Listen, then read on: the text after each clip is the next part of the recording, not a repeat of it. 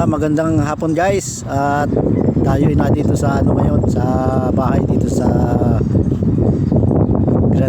Granby Height, Tanawan, Batangas, dito sa bahay. Tayo ay handa at uwi na tayo ng Santa Rosa.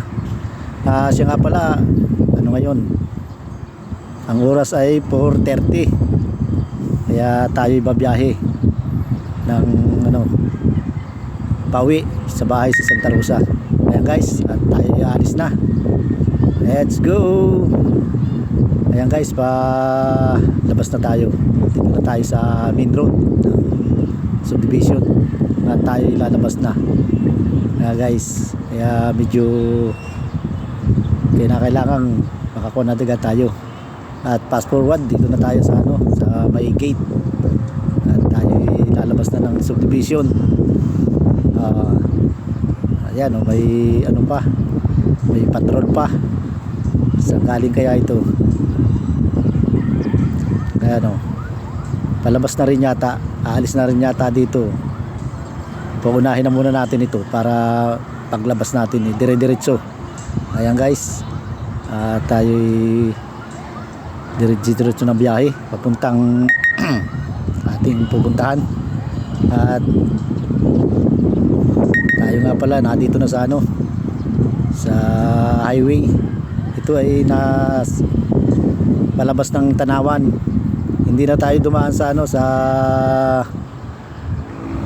sa bayan dahil matraffic.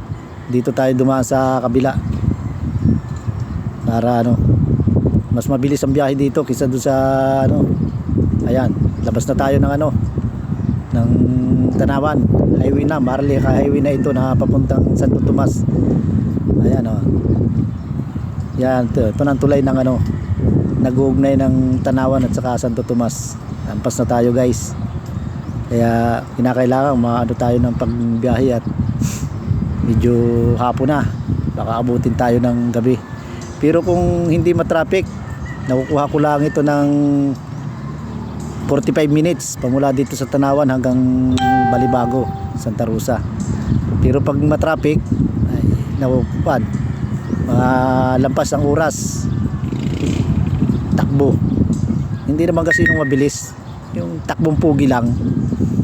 Mahirap na pag ikay mabilis magpatakbo at karsada, baka tayo madisgrasya. Kaya dahan-dahan lang. At shoutout nga pala sa aking mga nadadaanan dito. Kaya guys, hanggang dito na lang ang aking video at maraming salamat sa panonood. Pakipalo na lang. Bye bye.